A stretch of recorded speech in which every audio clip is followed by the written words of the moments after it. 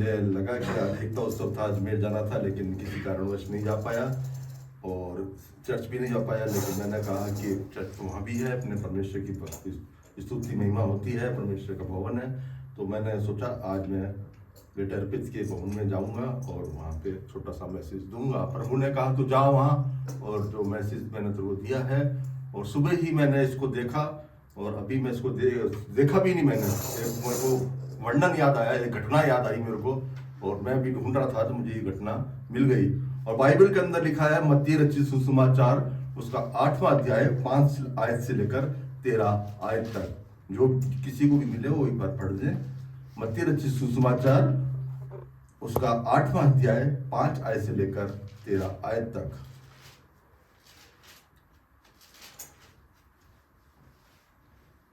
जब वे कफरनहूम में आया तो एक सूबेदार ने उसके पास आकर उससे विनती की, हे प्रभु, मेरा सेवक घर में लकवा रोग से बहुत दुखी पड़ा है। उसने उससे कहा, मैं आकर उसे चंगा करूंगा। सूबेदार ने उत्तर दिया, हे प्रभु, मैं इस योग्य नहीं कि तू मेरी छत तले आए, परंतु केवल मुख से कह दे तो मेरा सेवक चंगा हो जाएगा, क्योंकि मैं भी पराधीन मनुष्य हूँ और सिपाही मेरे अधीन है। जब मैं एक से कहता हूँ जा तो वे जाता है, और दूसरे से आ तो वे आता है, और जब अपने दास से कहता हूँ ये कर तो वे करता है। ये सुनकर यीशु को अचंभा हुआ, और जो उसके पीछे आ रहे थे उनसे कहा, मैं तुमसे सच कहता हूँ कि मैंने इस्राएल में भी ऐसा विश्वास नहीं पाया।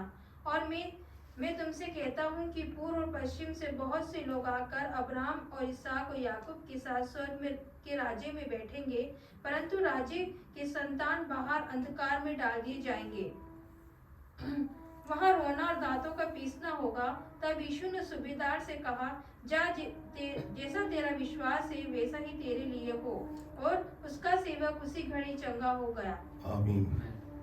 आइए हम परमेश्वर सामर्थ मांगे। जीवित और सामर्थ्य अनुग्रहकारी दयालु पिता परमेश्वर, ये सुसमाचार वर्ड्स ऑफ गॉड पिता परमेश्वर तेरे दिए हुए हैं। पिता परमेश्वर, तूने अपने चेलों को पिता परमेश्वर सिखाया, समझाया और बताया और चिताया पिता परमेश्वर, और वचन आज भी हमारे सम्मुख बने हुए हैं और तुम्हारे बीच में पिता परमेश्वर। तू चाहता है जो वचन उस समय बोया गया पिता परमेश्वर आज भी हमारे बीच में बोया जाए। तो होने दे पिता परमेश्वर, हम उस वचनों को इकट्ठा करने वाले हों अपने खत्तों में, और उसके द्वारा पिता परमेश्वर आशीषित जीवन जीने वाले हो सके पिता परमेश्वर। इसे सामर्थ्य दे वचन को बोलने के लिए और समझने के लिए पिता परमेश्वर, और ग्रहण करने के लिए पिता परमेश्वर। तेरी सामर्थ्य चाहिए जिसके बिना कुछ भी नहीं हो सकता पिता परमेश्वर। अपना सामर्थ्य हाथ हमारे स्वरों के ऊपर रखें, और पिता परमेश्वर इन वचनों की बातों को हमें समझने वाले हो सकें और उसको ग्रहण करने वाले हो सकें। इस समय तेरी उपस्थिति हमारे बीच में हो पिता परमेश्वर, और तेरी पवित्र आत्मा हमारे मध्य काम करने वाली हो सके। इस विनती हमारे उद्धार करता प्रभु यीशु तेरे नाम से मांगते हैं बाप, आमीन। बहुत ही अच्छी बात यहाँ पे लिखी गई है एक सूबेदार के विषय में। अब मैं छोटे से रूप में थोड़ा सा समय जिनको दिया गया, भाई अर्पित का मैं धन्यवाद देता हूँ जिन्होंने मुझे मौका दिया। एक छोटी सी बात यहाँ पर हमको देखने को मिलती है। एक सूबेदार है जो कि वो धनी है, क्योंकि सूबेदार की पोस्ट एक धनी व्यक्ति की होती है, और परमेश्वर का वचन कहता है धन्य है जो मन के दीन है। अब एक धनी होने के साथ साथ, धनी होना कोई बुरी बात नहीं, लेकिन उसके साथ मन का दीन होना बहुत ही जरूरी है, वरना धन किसी भी काम का नहीं है। लोग उसको खाएंगे और वो बट जाएगा और वो उसके काम ना आ पाएगा। अगर धनी व्यक्ति मन का दीन है तो वो स्वर्ग का राज्य का अधिकारी है। परमेश्वर का वचन हमको कुरिन्थियों की पुस्तक के अंदर बताता है मन का दीन होना जरूरी है। अब यहाँ पर एक सूबेदार है जो कि ऊंची पोस्ट पे है, लेकिन वो क्या है, मन का दीन है। वो किसके लिए आया? अपने बेटे या बेटी के लिए आया? नहीं, अपने परिवार के सदस्य के लिए आया, किसी के लिए नहीं आया। वो केवल आया अपने सेवक के लिए। परमेश्वर अब देखो उसकी दीनता क्या जाहिर करती है, उसका मन का हृदय क्या जाहिर करता है कि वो अपने सेवक के लिए प्रभु यीशु मसीह के पास चल के आया। चाहता तो सूबेदार था, परमेश्वर प्रभु यीशु मसीह आम इंसान की तरह उस समय प्रीच कर रहे थे, वो ऑर्डर देके प्रभु यीशु मसीह बुला लेता है या किसी और को भेजता, लेकिन वो खुद चल के आया। ये दिखाता है हमको मन की दीनता। और परमेश्वर का वचन कहता है धन्य जो मन के दीन है, क्योंकि स्वर्ग के राज्य के अधिकारी होंगे। और यहाँ पे दे रखा प्रभु यीशु मसीह लास्ट के अंदर कि नरक के लोग अलग है और स्वर्ग के लोग अलग है। तो दीनता हमें क्या स्वर्ग की ओर ले जाती है ना, वो अधिकारी हमको बनाती है। अब यहाँ पर सूबेदार की दीनता दिखाई गई है कि वो अपने सेवक के मारे वहां पर आया कि वो झोले का मारा दुखी पड़ा हुआ है, यानी कि झोले का मारा यानी लकवा ग्रसित पुरुष है ना। अब प्रभु यीशु मसीह ने कहा कि चल मैं उसको आके चंगा करूंगा, लेकिन यहाँ पर एक सूबेदार और अच्छी बात करता है। वो कहता है, उसका एक विश्वास जाहिर करता है। वो कहता है कि प्रभु मैं इस योग्य नहीं कि तू मेरे छत के तले आए। सचमुच इस चीज को अंगीकार करना बहुत आवश्यक हो जाता है कि हम किस योग्य हैं। प्रभु हम इस योग्य नहीं। और सचमुच वो जबकि उड़ाऊ पुत्र को देखते हैं उसके जीवन के अंदर, वो भी इस आवाज पिता से कहता है, पिता मैं इस योग्य नहीं कि मैं तेरा पुत्र कहलाऊं, मुझे अपना नौकरी, अपना दास, वो घर का नौकर बना के रख ले, है ना। ये अंगीकार जब तक अपने जीवन के अंदर नहीं होगा तो हम परमेश्वर के स्वर्ग के अधिकारी नहीं होंगे। जो स्थान वो हमको देना चाहता है उस स्थान के हम हकदार नहीं होंगे। वो कहता है, अपने अंगीकार को दर्शाता है। वो कहता है, प्रभु मैं इस योग्य नहीं कि तुम छत के तले आए, केवल मुख से ही कह दे तो मेरा सेवक चंगा हो जाएगा। अब यहाँ पर विश्वास होता है। विश्वास क्या है? कर्म के बिना मरा हुआ है, अधूरा है वो। अब जब तक हम विश्वास को क्रियावंत नहीं करेंगे तो हमारा विश्वास कुछ भी नहीं होगा। अब यह सूबेदार ने इस विश्वास को क्रियावंत किया। आप इस अध्याय को मैं समझता हूँ कम से कम 100 बार तो पढ़ लिया होगा।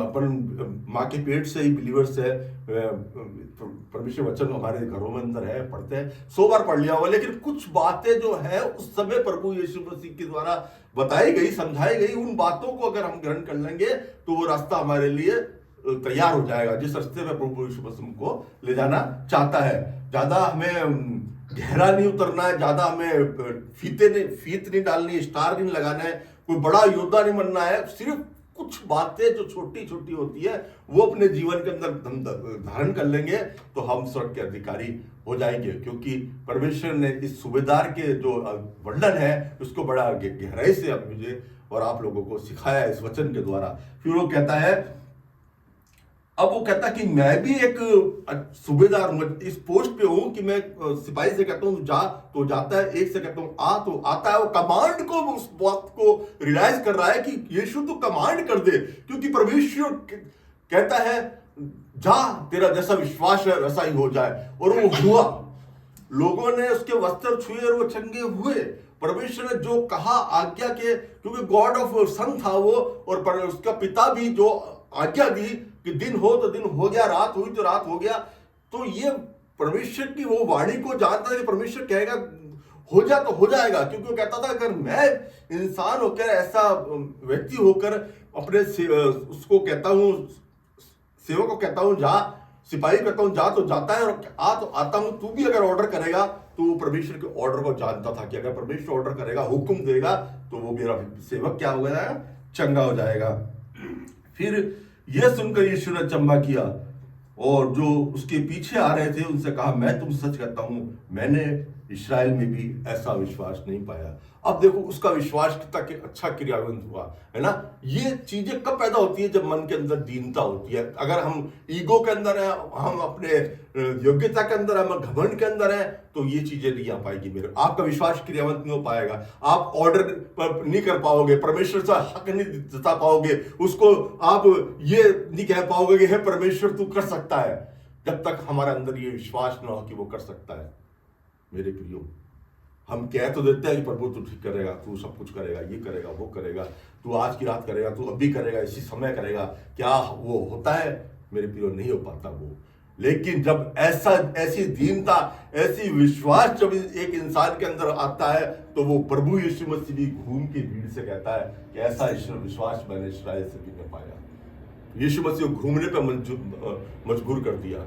मेरे प्रियो, ये होता विश्वास। विश्वास के बहुत से ऐसे उदाहरण है जो यीशु ने पलट के उनको देखा है। जिस प्रकार से स्त्री ने यीशु मसीह के वस्त्र छुए थे तब प्रभु यीशु मसीह ने बताया था, है ना। ऐसे कई विश्वास है जो यीशु मसीह को विचलित कर दिए। यीशु मसीह ने उनको उनके लिए बड़ी बड़ी बातें बोली, यानी कि वो स्वर्ग के अधिकारी बताए गए, है ना। ऐसा ही यीशु विश्वास इस देश को कहा कि मैंने ऐसा विश्वास इस्राएल में भी नहीं पाया। और मैं तुमसे कहता हूँ बहुत तेरे पूर्व पश्चिम से आकर इब्राहिम और इसहाक और याकूब के साथ स्वर्ग में राज्य में बैठेंगे, परंतु राज्य के संतान बाहर अंधिकार में डाल दिए जाएंगे। अब यहाँ पे ये बात है कि पूर्व से, पश्चिम से, उत्तर से, दक्षिण से बहुत जाके कहाँ बैठेंगे?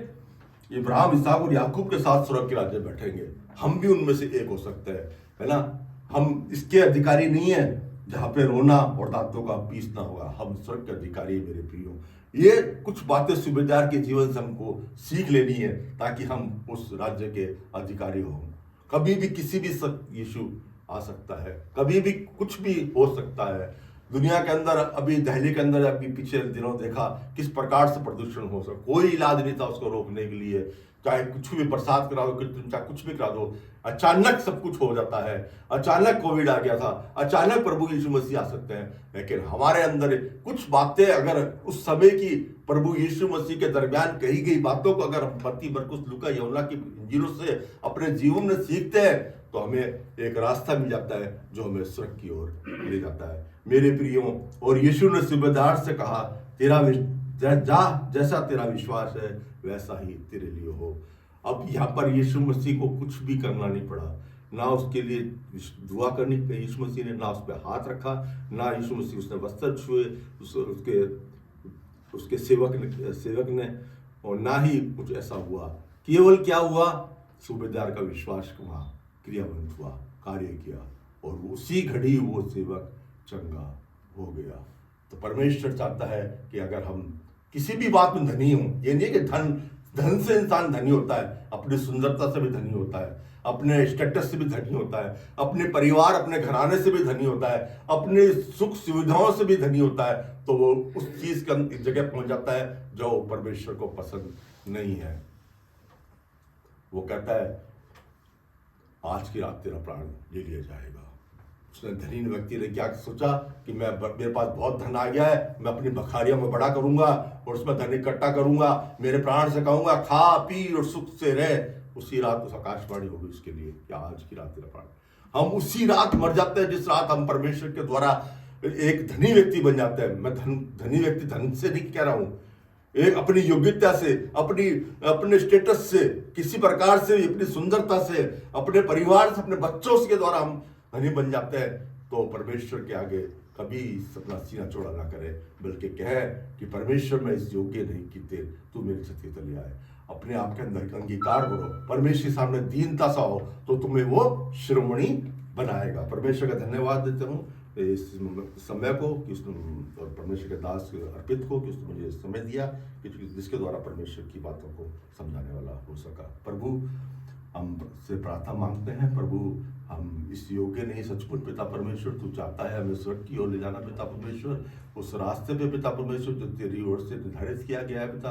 और तू नहीं चाहता कि हम में से एक भी नष्ट हो, क्योंकि तेरे गिनती की हम भेड़े हैं पिता परमेश्वर, और हम इधर उधर हो जाती है तो हमें नाम लेके बुलाता है और वापस अपनी गिनती में शामिल कर देता है। जो सूबेदार के जीवन से हमने सीखा पिता परमेश्वर, उसी प्रकार हम भी पिता परमेश्वर इन चीज़ों को समझने वाले हो सके, ताकि आगे आने वाले समय के अंदर हम प्रिपेयर हो सके पिता परमेश्वर हर एक उस बात से जो हमें नुकसान पहुंचा सकती है। इस विनती को हमारा उद्धार करता यीशु तेरे नाम से मांगते बात, आमीन।